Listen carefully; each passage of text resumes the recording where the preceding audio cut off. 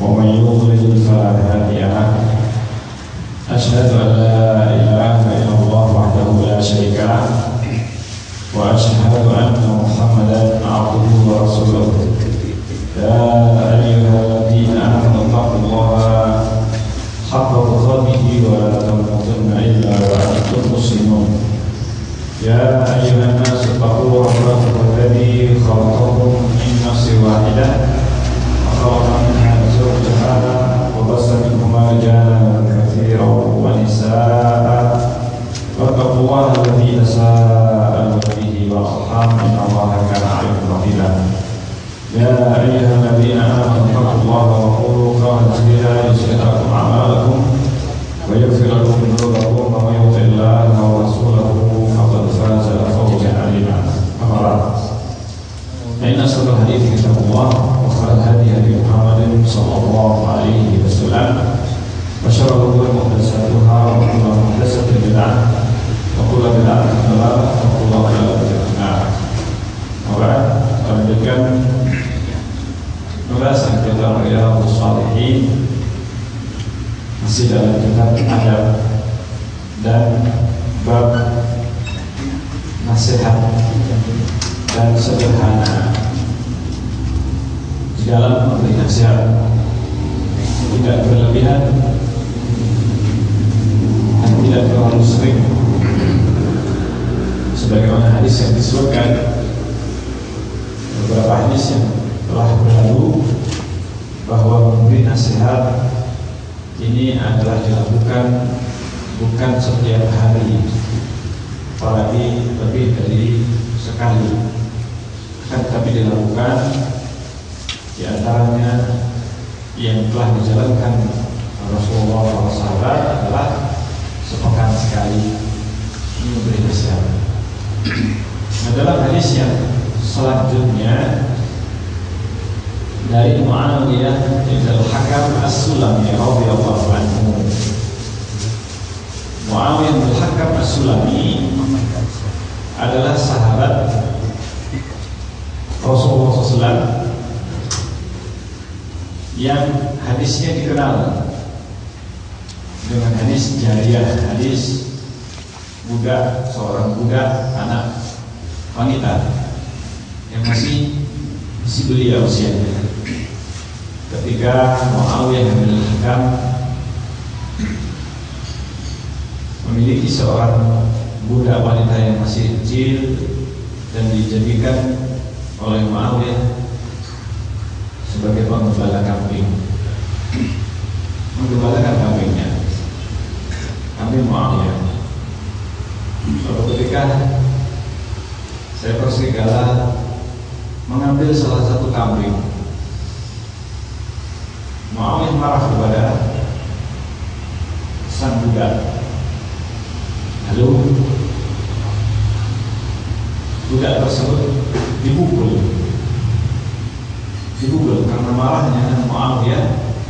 Dia memukul karena telah menghilangkan satu kambing.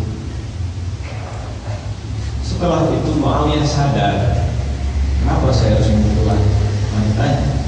Namanya serigala, tidak bisa dia, tidak bisa dicegah atau dihalangi dan mengambil kambing yang demikian banyak. Diambil salah satunya oleh sang serigala. Maka menyesallah Muawiyah, lalu datang kepada Rasulullah SAW dan menyampaikan kepada Rasulullah tentang penyesalan dan perbuatan yang telah dia lakukan, dan dia sesali, dan mengatakan kepada Rasulullah, dengan penyesalan saya mau membebaskan saja untuk kafarah. Kafarahnya dibebaskan juga. Lalu ditanyakan kepada Rasulullah SAW, bagaimana kalau membebaskan saja budak saya? Rasulullah kemudian meminta untuk dikatakan mana budaknya. Karena di dalam hukum Islam tidak boleh membebaskan budak kecuali budak yang muslim, kecuali budak itu adalah budak yang muslim. Kalau budak itu masih belum muslim, maka tidak boleh dibebaskan, dihadiahkan, diperjualbelikan, disewakan, boleh. Tapi kalau dibebaskan, maka tidak dibolehkan. Maka akhirnya didatangkan dan ditanya oleh Rasulullah, masih kecil budak, wanita jariah, masih bocah. Ditanya oleh Rasulullah SAW 2 pertanyaan saja. Dan ini hadisnya sebenarnya panjang. Ini dinukil sebagian potongan hadis, sedang di dalam bab ini. Karena hadisnya panjang, maka diambil bagian yang berkaitan dengan bab ini. Saya menyampaikan ini karena hadis ini termasuk yang lebih dikenal. Hadis tentang wanita ini, budak wanita ini lebih dikenal sebagai hadis Muawiyah bin Hakam dan disebut dengan hadis jariah. Nah, akhirnya ditanya dengan 2 pertanyaan saja. Dan itu masalah akidah, masalah etika. Rasulullah ingin mengetes keislaman sang budak. Ini muslim atau bukan? Ini muslim atau bukan? Sehingga dites oleh Rasulullah dengan 2 pertanyaan, cukup dia itu muslim atau mukmin. Jadi Rasulullah ingin mengetahui ini mukmin atau bukan, beriman atau tidak, hanya dengan 2 pertanyaan. Aina Allah. Pertanyaan pertama cukup singkat, di mana Allah?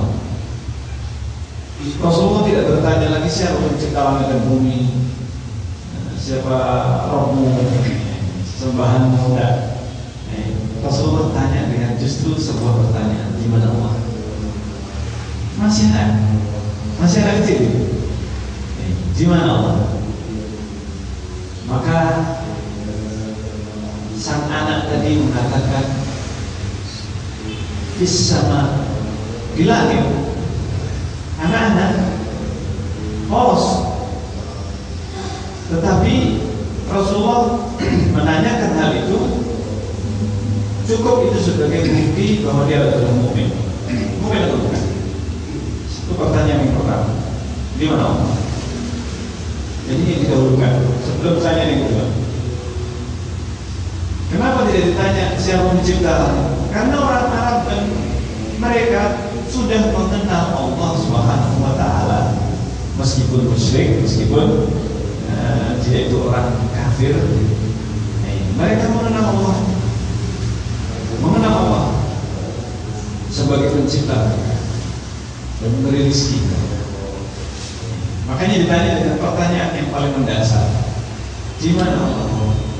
Bisa di langit. Rasulullah SAW menanyakan hal itu menunjukkan bahwa ini pertanyaan yang syar'i.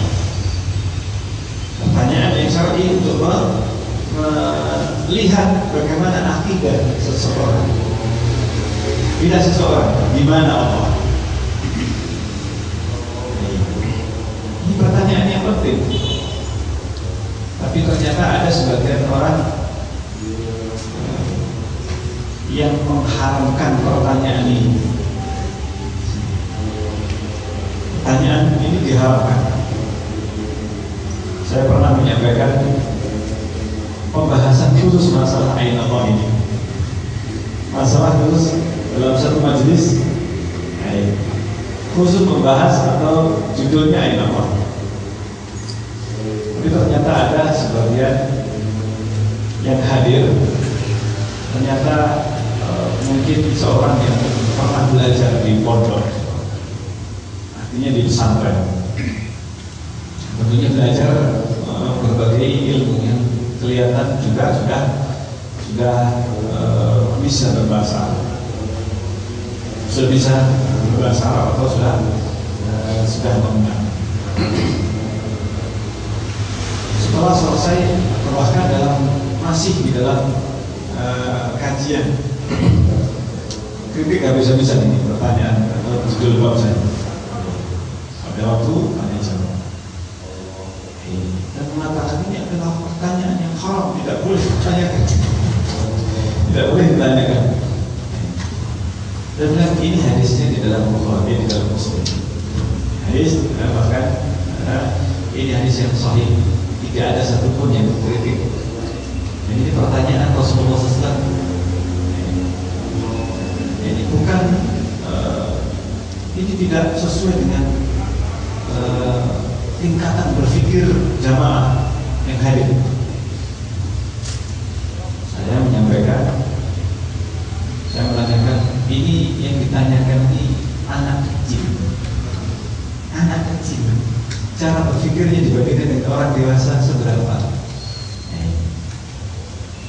Dan tidaklah anak kecil itu diajarkan dengan sesuatu melainkan yang mendasar dan pengetahuan yang memang harus diketahui. Anak kecil itu disampaikan bagaimana hukum sholat. Sejak kecil diajarkan sholat, diajarkan Islam ini, dasar-dasar Islam diajarkan. Dan Rasulullah SAW menanyakan tentang hal ini untuk mengetahui iman atau beriman atau tidak, beriman atau tidak. Cukup menanyakan tentang satu hal. Dan Muawiyah bin Hakam orang yang dewasa, dia hadir. Seandainya itu adalah sesuatu yang haram, kenapa ditanyakan kepada anak kecil? Kan justru ini menunjukkan pertanyaan yang mendasar yang seharusnya kita masing-masing muslim dan mukmin harus mengetahui pertanyaan ini dan jawabannya. Karena ini ujian bukan internasional, ini ujian mendasar untuk seluruh kaum muslimin, orang yang mukmin, atau mengenai seluruh manusia. Mau atau tidak? Rasulullah SAW menanyakan satu hal, dua hal. Yang kedua tadi, yang pertama di mana Allah? Cukup anak yang kecil ini menjawab dengan polosnya, dengan lugas, jelas, bisa. Sebagai riwayat, anak ini menuju ke atas. Tidak berbicara tapi apa? Menuju ke atas. Maksudnya di atas. Aina Allah, begini anak. Di dalam sebagai riwayat disebutkan menuju ke atas. Nah, dalam riwayat Muslim ini bisa di langit. Kemudian baru Rasulullah SAW pertanyaan kedua. Seandainya jawabannya itu jawaban yang salah, Rasulullah bakalan tegur atau ini belum mungkin. Tapi Rasulullah selesai pertanyaan ini, berarti lolos atau lulus pertanyaannya. Di mana Allah bisa sama di langit. Kalau kita bertanya kepada kaum muslimin, mungkin mereka akan ragu. Iya, pertanyaan ini belum pernah dia dengar. Jawabannya bingung. Ada mungkin sebagian yang berkata di mana-mana. Ya, banyak kita dengar, di mana-mana. Tidak pernah dijawab. Dalam hadis satupun disebutkan Allah di mana-mana. Tidak ada satu ayat atau satu hadis yang menunjukkan Allah di mana-mana. Tapi jelas dalam ayat ini di sana. Di dalam Al-Quran disebutkan amintum man fis sama. Apakah kalian beriman atau percaya dengan yang di langit? Amintum man fis sama. Mereka akan percaya dengan yang di siapa yang di langit di sini maksudnya? Tidak ada perselisihan bahwa maksudnya adalah Allah Subhanahu wa Ta'ala. Sehingga pertanyaan ataukah perkataan di mana yang di langit maksudnya adalah Allah Subhanahu wa Ta'ala. Di sama maksudnya di atas langit. Di langit maksudnya di atas langit. Maka jawaban ini jawaban yang menunjukkan benarnya jawaban tersebut karena Rasulullah masuk pada pertanyaan yang kedua dan membenarkan, mengikrarkan jawaban pertama. Pertanyaan yang kedua, man ana? Saya ini siapa? Pertanyaan yang mudah yang bisa dijawab siapa saja, yang mukmin, anak-anak kecil bisa diajarkan dua pertanyaan ini. Orang paling mendasar, anak TK ajarkan dua hal ini. Siapa? Saya. Maka sang anak tersebut menjawab, engkau utusan Allah. Selesai. Jadi mukmin. Kata Rasulullah kepada Muawiyah bin Hakam, sahabat hadis. Iqha. Boleh kita ubah katanya. Fa innaha mu'minah. Karena dia mukminah. Karena dia beriman. Cukup dengan dua pertanyaan Rasulullah sudah mengetahui anak ini mukminah, beriman, boleh dibebaskan. Boleh dibebaskan. Karena di dalam Al-Quran disebutkan fatahriru raqabatin mu'minah, maka membebaskan budak yang beriman. Dibebaskannya budak itu harus dengan syarat mukminah, beriman. Kalau tidak boleh. Jawaban ini jawaban yang tegas yang menunjukkan bahwa Allah Subhanahu wa taala ini jelas keberadaannya. Allah di atas, di sama, di atas, yang di atas sana. Jawaban ini sudah cukup. Sudah cukup. Dan seluruh manusia yang memiliki fitrah, ketika ditanya di mana sesembahanmu, Tuhanmu, dia akan apa? Mengarah hatinya ke arah langit, ke atas. Tidak akan mengarah hatinya ketika dia berdoa ke samping kanan, samping kiri, atau ke depan, atau apalagi ke bawah. Ya Allah.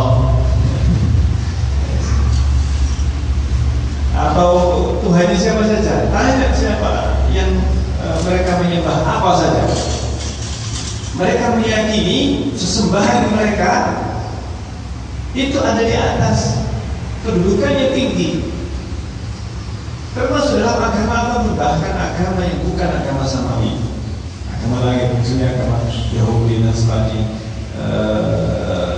Mereka termasuk kaum Persia, Majusi, kemudian Hindu, Buddha. Mereka meyakini adanya apa? Para dewa. Di mana dewanya? Ya, semuanya. Karena ini fitrah manusia. Fitrah manusia yang ada pada hati mereka ketika di dalam hati terdapat pengagungan dari Gusti, mengagungkan sesuatu yang Tuhan yang disembah. Dalam keyakinan mereka dalam seluruh agama, keyakinan mereka bahwa yang mereka sembah itu tinggalnya atau tempatnya adalah di atas yang tinggi. Disebutkan dalam Al-Quran terlalu banyak ayat, bahkan bisa dikatakan seluruh Al-Quran tidak ada satupun yang menunjukkan kecuali keberadaan Allah itu di atas. Amin tu Rabbi sama. Sabbi isma rabbikal a'la. Sucikanlah Rabbmu yang maha, yang paling tinggi, dan seterusnya. Nah, ini hadisnya. Maka hadis ini hadis yang sebagaimana disebutkan tadi, hadis jariyah, hadis budak yang ditugaskan oleh Muawiyah bin Hakam, hadis Ainullah, hadis di mana Allah, dan hadisnya sahih di dalam Sahih Muslim. Dan orang yang mengkritik berarti orang yang tidak paham dengan ilmu hadis, dengan ilmu hadis. Karena hadis ini disepakati oleh kesahihannya oleh para ulama. Nah, dalam hadis ini terdapat sebuah penggalan kisah Muawiyah bin Hakam yang lainnya, yaitu bainama ana usalli. Suatu ketika ini Muawiyah menceritakan tentang dirinya dengan bagaimana Rasulullah SAW. Ketika saya sholat ma'a Rasulullah, bersama Rasulullah SAW, idza aqasa rajulun minal qaumi. Tiba-tiba ada seorang laki-laki di kaum itu bersin, masih sholat, sedang sholat.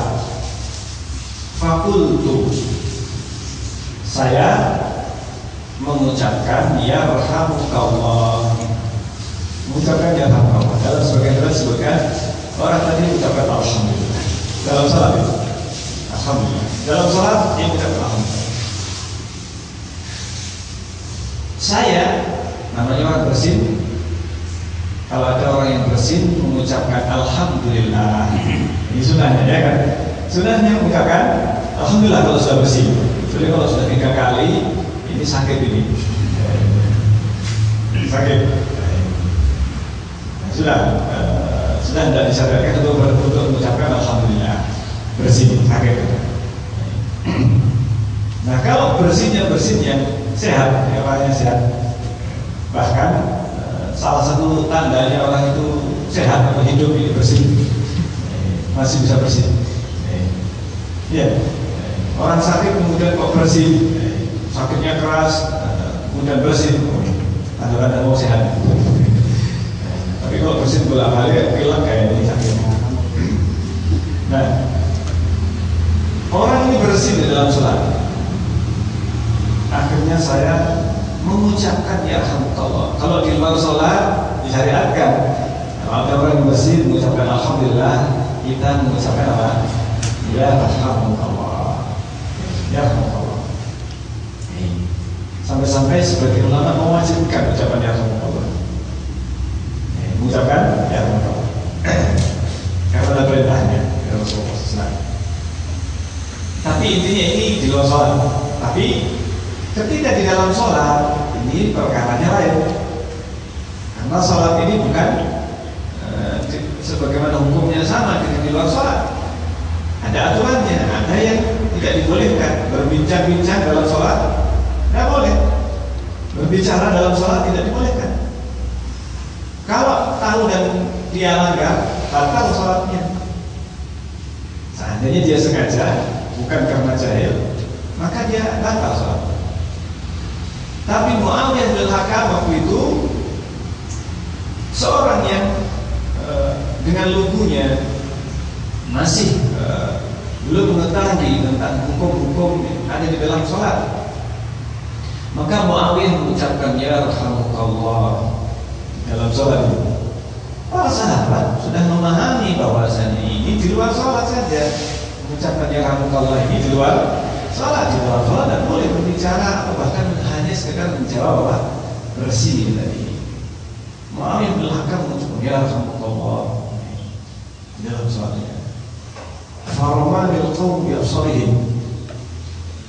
Orang-orang melempari saya dengan pandangannya. Maksudnya pandang dengan tajam, ini maksudnya dijadikan sasaran.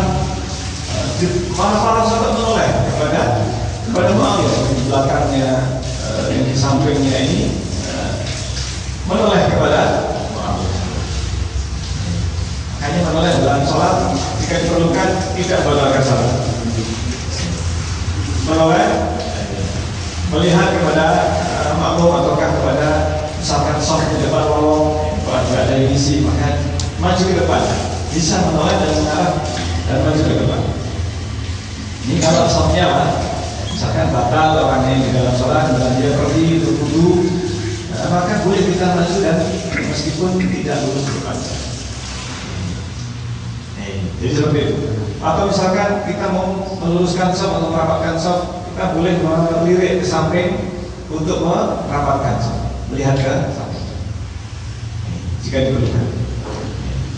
Atau misalkan mematikan HP, HP-nya berdering, apalagi ringtone-nya musik, ringtone-nya apa? Pas musik. Apalagi terus musiknya pas lagi apa in atau lagi tren gitu ya, hit. Biasanya lagi apa hit ini banyak yang jadi ringtone. Sakitnya tuh di sini katanya. Akhirnya apa? Ringtone-nya sudah itu pas dalam sholat, masih dalam sholat. Ini kan boleh justru kita disegerakan untuk dimatikan. Kalau nggak dimatikan, wah dalam sholat nggak boleh bergerak banyak-banyak. Akhirnya mengganggu yang lain. Boleh bergerak di dalam sholat, meskipun harus 3 kali gerakan. Boleh kita mematikan, melihat HP-nya kemudian mematikannya. Ini dibolehkan, gerakan yang diperlukan di dalam sholat dibolehkan, atau bahkan berjalan merapatkan sholat maju ke depan, ini dibolehkan. Nah, ketika Muawiyah ini dipandang oleh para sahabat, ditoleh, dilirik oleh para sahabat dan dipandang, kok ini kok berbicara di dalam sholat? Ini maksudnya, Ramadhan kau tidak saling fakultu. Muawiyah tidak berhenti berbicara. Maksudnya para sahabat itu, ini kok berbicara di dalam sholat? Karena menegur juga tidak boleh berbicara. Para sahabat cuma melihat saja, hanya melihat saja. Muawiyah kemudian berkata, wah suka Umayyah, celaka ibu saya kan. Jadi ungkapan orang Arab biasa, ungkapan seperti ini. Masuk ke Umayyah, celaka ibu saya ini. Tambah berbicara. Tadi cuma doa saja, masih mending. Sekarang tambah berbicara. Berbicara yang justru di luar doa. Malah doanya masuk ke Umayyah. Celaka ibu saya. Masa ini hukum dan dulu lain-lain. Kenapa kalian melihat saya? Ini di dalam sholat. Kenapa kalian melihat saya? Akhirnya faja'alu yadribuna bi'aidihim ala akhadihim. Para sahabat mereka karena tidak boleh berbicara, para sahabat paham menyepuk dengan apa? Akhadihim. Jadi pahanya ditepuk, maksudnya semadiam. Muawiyah ini jangan tak berbicara. Makanya ditepuk pahanya ini oleh para sahabat, mereka menepuk. Ini diam. Isyarat untuk diam. Falamma ra'aituhum yusarritunani. Ketika saya lihat mereka itu sebenarnya baru paham di situ Muawiyah bahwasanya mereka itu melihat saya dan sampai memukul pahanya itu supaya saya diam. Oh, paham baru paham Muawiyah dalam sholat. Fa lakinni sakattu. Tapi saya akhirnya apa? Saya diam.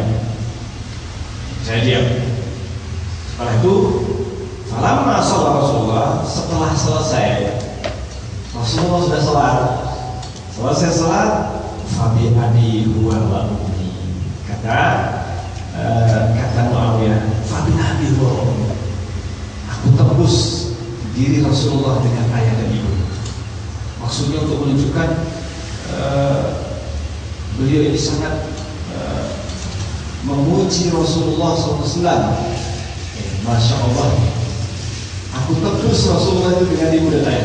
Maksudnya aku lebih mencintai Rasulullah daripada ayah dan ibu. Bahkan kalimat ini kalimat yang biasa diucapkan orang Arab untuk menunjukkan kesetiaan dan untuk menunjukkan kecintaan yang sangat. Sampai-sampai saya akan menebus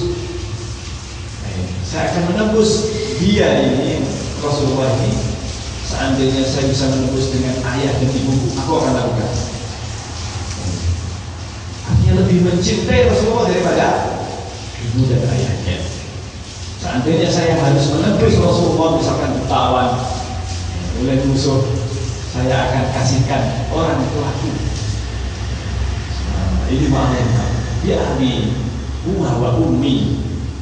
Nih, maraitu, kata Muawiyah, aku tidak melihat mu'alliman, seorang pendidik. Ini juga hadis yang menjadi salah satu pegangan yang seharusnya dijadikan pegangan oleh para pendidik.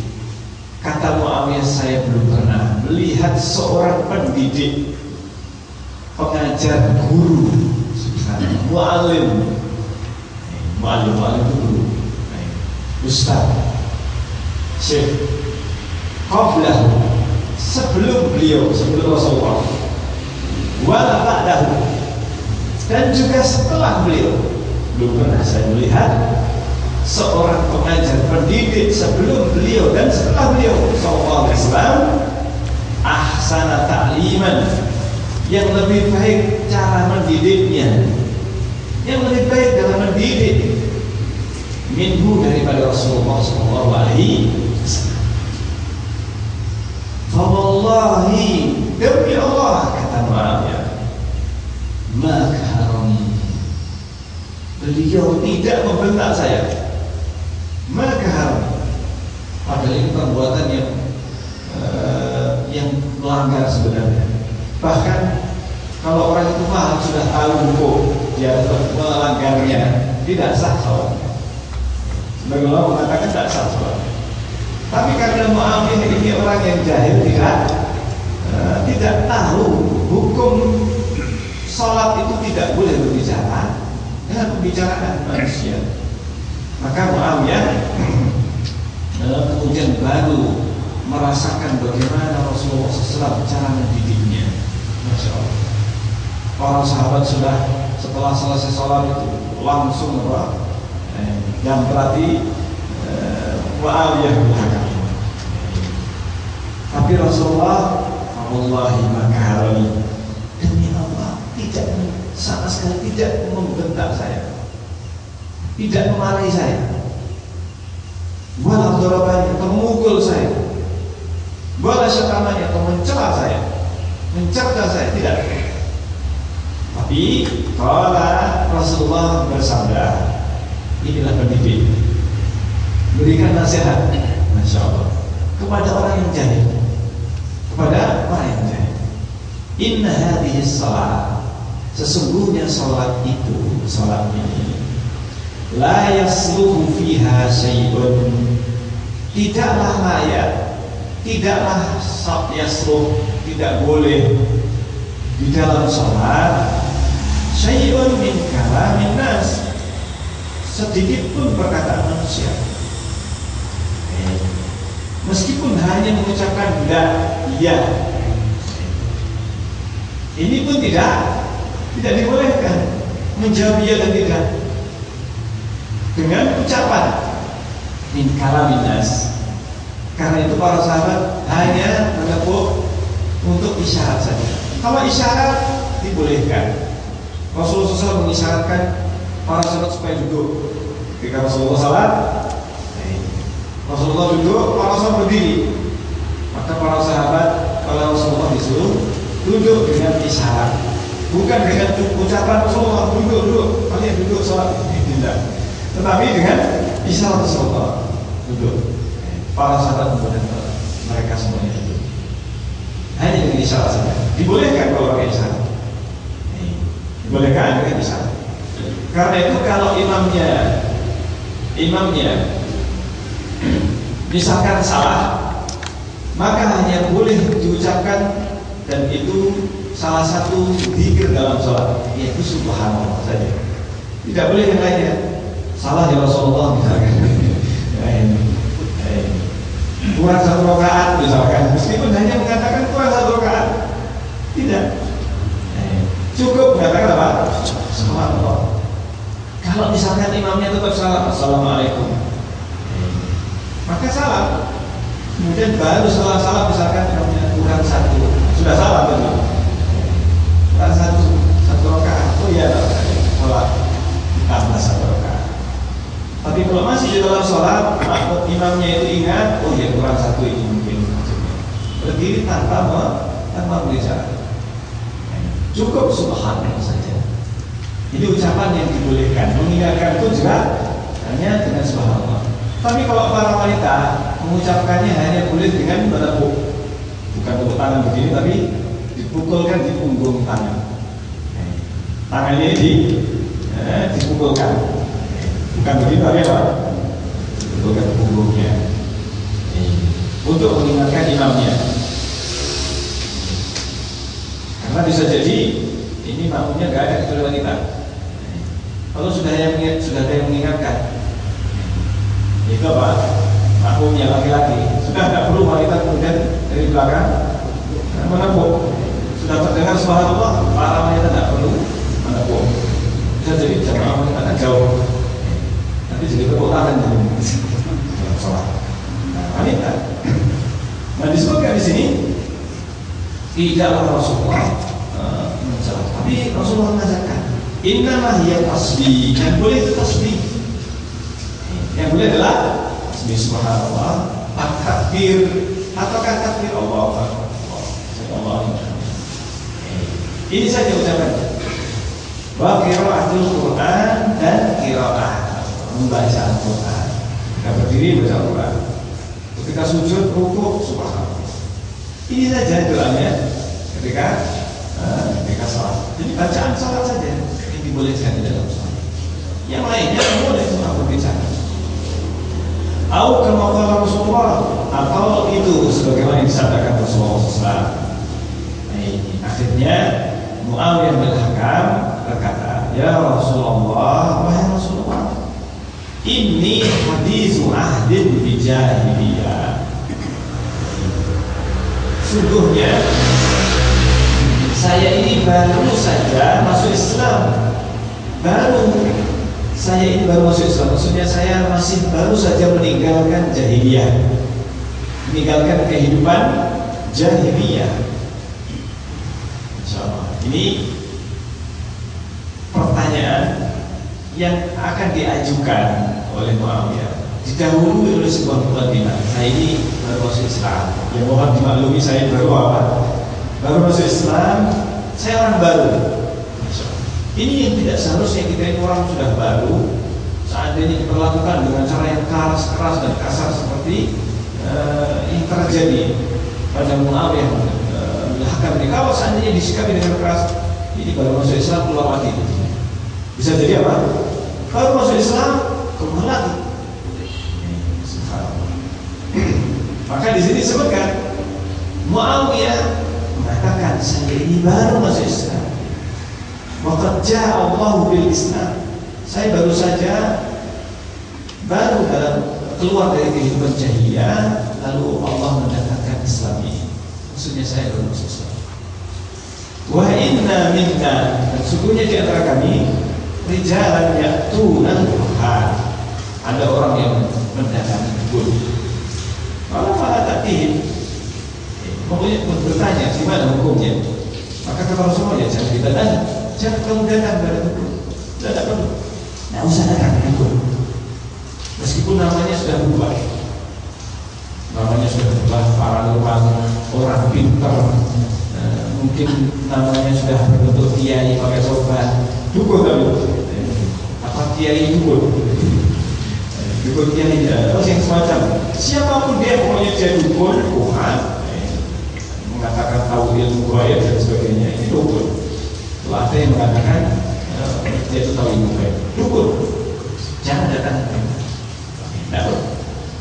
Cari barang hilang, cari anak hilang dan sebagainya. Pas sakit, tidak, jangan pokoknya. Kuntu wa minna rijalun yatatayyarun.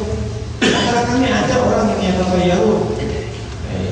Itu menganggap sial dengan perjalanan burung. Ada burung gagak sana pun ciloko ini. Ada ular ciloko ini. Ada di jalan mau nabrak kucing atau sudah nabrak kucing, kucingnya mati. Wah, ini kalau diteruskan bahaya. Peringatan balik. Ini namanya tatayur. Ini ditanya ke Rasulullah, ya Rasulullah, di antara kami ada orang yang tatayur. Yaitu apa? Menganggap sial dengan kejadian ini tadi, kejadian binatang lewat, ular dan sebagainya. Maka kata Rasulullah, "Dzaka syai'un yajiduna fi sudurihim." Itu biasa terjadi pada hati-hati manusia. Mereka biasa. Semua orang mungkin mengalami hal seperti itu. Ada dalam hatinya itu was-was, ragu untuk melanjutkan perjalanan, melanjutkan perbuatannya. Maka fala yasuddannahum, jangan menghalangi mereka. Maksudnya tidak usah dipedulikan. Tidak membawa madarat, nabrak kucing, teruskan. Ini tidak akan membawa madarat. Saya pernah nabrak kucing, mati kucingnya. Ini orang-orang, aduh ini mati gimana mas? Terus balik aja. Minta lanjut saya. Ya tidak terjadi apa-apa. Apa hubungannya kucing salah sendiri maka lewat. Tidak bisa disalahkan yang nabrak. Karena di jalan yang memang jalan raya, kucing lewat nggak pakai akal ya, dan sudah mati. Ada orang yang kemudian balik kucing mati. Kalau misalkan apa? Nah, jadi ini yang bisa kita bahas di sini, dan insya Allah kita akan lanjutkan dalam kesempatan. Jadi beberapa pelajaran yang bisa kita ambil di sini sangat besar sekali, di antaranya tentang akidah di mana Allah Subhanahu Wa Taala. Jadi keyakinan yang mendasar bahwa Allah itu di langit, di atas langit, Allah di atas kita.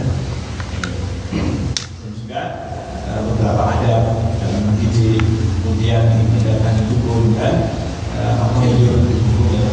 Ini termasuk salah satu bentuk cabang-cabang kesyirikan, meskipun ternyata sepele. Ini. Dan insyaallah sampai sini. Mungkin sebelum ditutup sekali yang ditanyakan.